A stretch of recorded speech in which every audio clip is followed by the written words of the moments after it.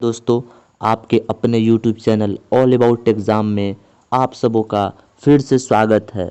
आज हम लोग इस वीडियो में बात करने वाले हैं सबसे इम्पॉर्टेंट टॉपिक अभी जो ट्रेंडिंग में चल रहा है। अभी छात्र बहुत सारे लाखों छात्र जो यूजीसी के एग्ज़ाम के यूजीसी के जो नोटिस आने वाली है, कुछ छात्र ऐसे हैं जो यूजीसी के गाइडलाइंस का बेसब्री से इंतज़ार कर रहे हैं। इसी बीच जो हमारे यूनिवर्सिटीज़ की तरफ से बहुत अच्छे अच्छे खबर आ रहे हैं, क्योंकि हमारे यूनिवर्सिटीज़ हैं लगातार फैसले लेते जा रही है, फैसले ले रही है। तो इन तमाम बातों को इस वीडियो में हम लोग सभी प्रूफ के साथ देखेंगे। और सबसे इम्पोर्टेंट, इस वीडियो में हम लोग जितने भी डाउट्स हैं, आप सबों के जितने भी सारे छात्रों के डाउट्स हैं, उन हम डाउट्स को क्लियर करने का बिल्कुल ही इस वीडियो में प्रयत्न करेंगे और क्लियर भी किया जाएगा इस वीडियो में। तो आप इस वीडियो में अंत तक, बिल्कुल अंत तक बने रहें।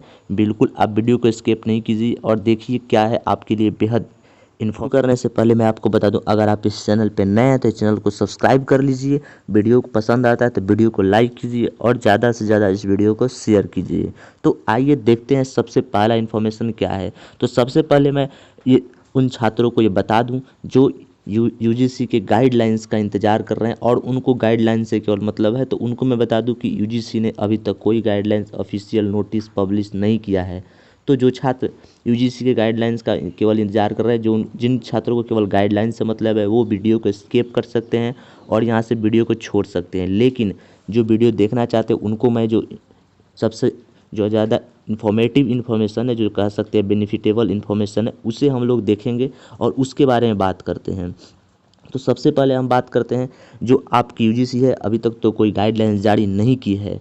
क्योंकि आप सब जानते हैं यूजीसी ने जो पहले गाइडलाइन जारी किया था, जिसके बाद हमारे जो कुहार समिति है उसने इस पर रोक लगाया और फिर उसके सुझाव पर गाइडलाइन जो जारी करने हैं एमएचआरडी मिनिस्ट्री के द्वारा, वो अभी आने बाकी हैं।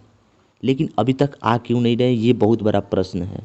आप सबों को मैं बता दूं कि अभी तक यूजीसी गाइडलाइंस आया नहीं, लेकिन इसी के दौरान, इसी बीच में हमारे बड़े बड़े यूनिवर्सिटीज़ है, जैसे कि आप सब जानते हैं डीयू हो गया, लखनऊ विश्वविद्यालय लखनऊ यूनिवर्सिटी है, एकेटीयू यूनिवर्सिटी है, आप सब जानते होंगे। साथ ही एएमयू जो है, एएमयू यूनिवर्सिटी है। तो इन सब यूनिवर्सिटीज़ और जैसे कलकत्ता के यूनिवर्सिटीज़ है और सारे बहुत सारे ऐसे यूनिवर्सिटीज़ है, कर्नाटक यूनिवर्सिटी हो गया।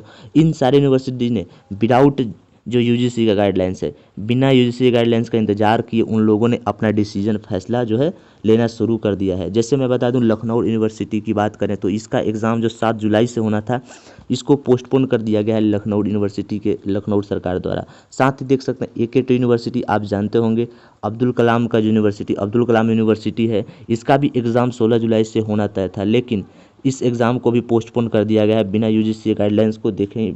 मतलब कि हम कह सकते हैं इसमें यूजीसी का कोई गाइडलाइंस अभी तक फाइनली नहीं आया, लेकिन इन सारे यूनिवर्सिटीज़ ने फैसले ले लिए हैं।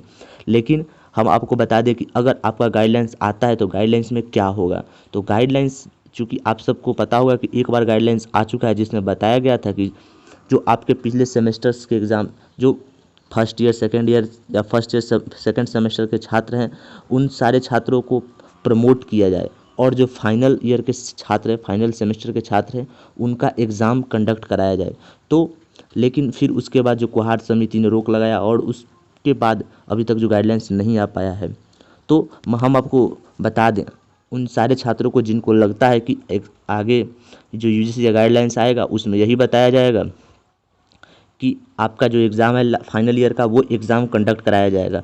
तो जिन छात्रों को ये लग रहा है कि फाइनल ईयर का एग्ज़ाम कंडक्ट कराया जाएगा, उनको हम ये क्लियरफाई कर दें कि ये बिल्कुल होने वाला नहीं है।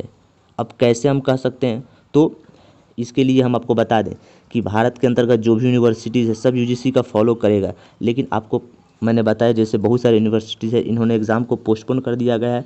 कलकत्ता यूनिवर्सिटी तो उसने फाइनल ईयर वाले को भी इंटरनल असेसमेंट के आधार पर नंबर देने की बात कही है।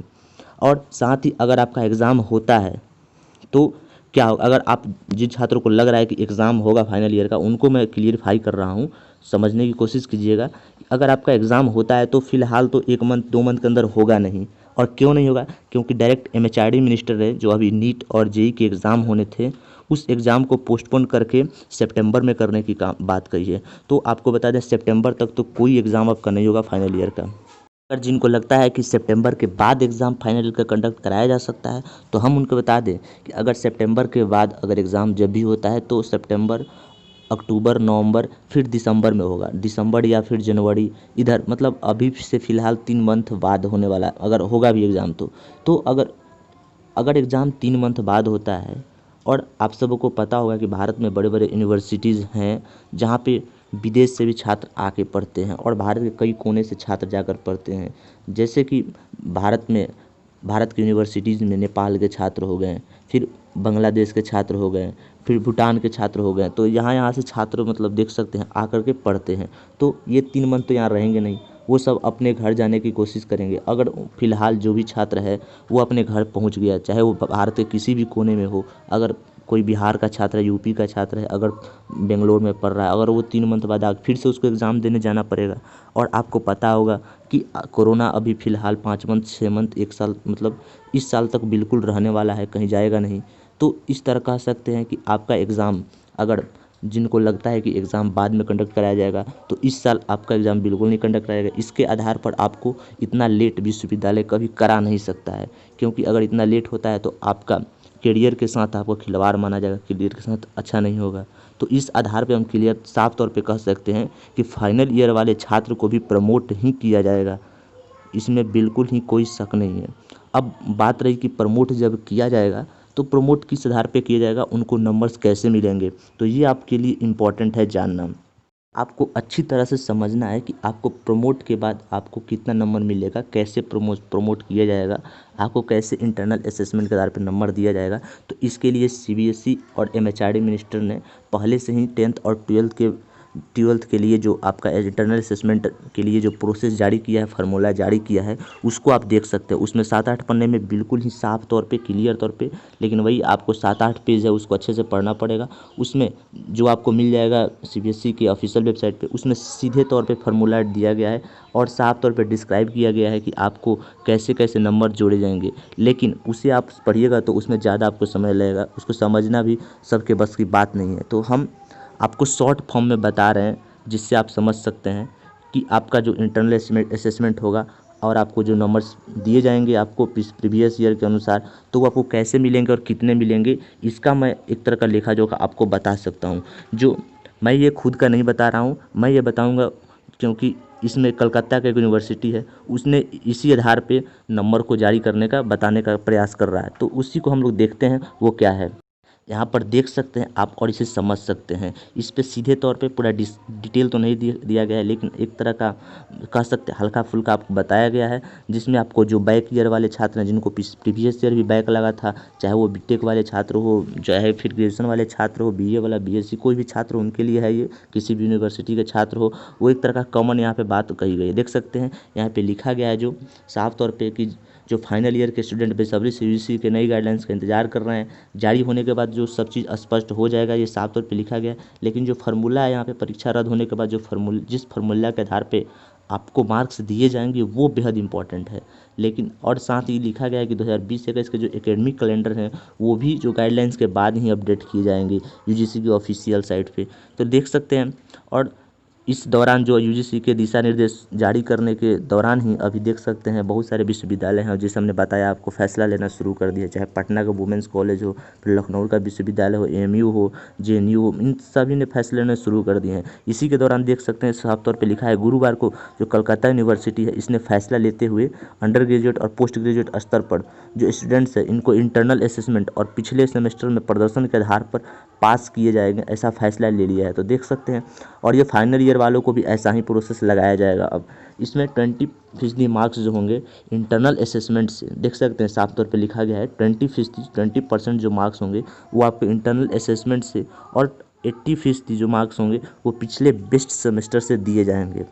एकेडमिक ईयर 19-20 में फाइनल ईयर सेमेस्टर वर्षों में बीए बीएससी पार्ट थर्ड और फिर बीकॉम पार्ट थर्ड, जिनका ओल्ड है 1+1, देख सकते हैं first paper, second paper, third में पिछले 2 सालों के मार्क्स देख सकते हैं। आपको ध्यान देना है यहाँ पे, पिछले 2 साल के मार्क्स के बेस्ट एग्रीगेट परसेंटेज से, जो आपका पिछले 2 साल का मार्क्स होगा उसके बेस्ट एग्रीगेट जो आपका बेस्ट उसमें होगा, उसी के एग्रीगेट परसेंटेज से 80% मार्क्स दिए जाएंगे। जबकि अभी मैंने ऊपर बताया 20% जो होगा इंटरनल असेसमेंट से मार्क्स दिए जाएंगे।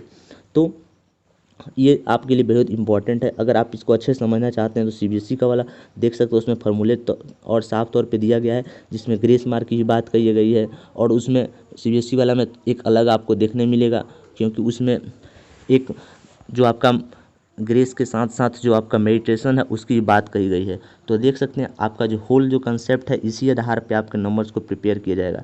और आप बिल्कुल बेफिक्र रहिए, और आप बिल्कुल अब इस गाइडलाइंस का इंतज़ार नहीं कीजिए। आप इसी पे फोकस कीजिए कि आपका जो एग्ज़ाम है वो आपका नहीं होने वाला है। और जिन छात्रों को लगता है कि अभी टेंशन लेना चाहिए वो टेंशन ले सकते हैं, लेकिन टेंशन लेने से कोई फ़ायदा नहीं होने वाला है। बिल्कुल ही यूजीसी कोई बड़ा गेम चेंजर प्लान नहीं लाने वाला है, और साथ ही यूजीसी कोई ऐसा रॉकेट साइंस नहीं लगाने वाला है। तो ये एक तरह का आपको ध्यान देने वाली बात है। बिल्कुल आप टेंशन नहीं लीजिए, और जो भी फैसला होगा वो फैसला बहुत जल्द आएगा। तो उस पर हमें उसको एक बार एक झलक हम लोग को देखना तो ज़रूर है, लेकिन मेन जो आपका मोटो और मेन थिंग है, मेन थिंग इसी पे बेस्ड रहेगा। तो आज इस वीडियो में इतना ही फ्रेंड्स, फिर मिलेंगे हम नेक्स्ट वीडियो में, तब तक के लिए धन्यवाद।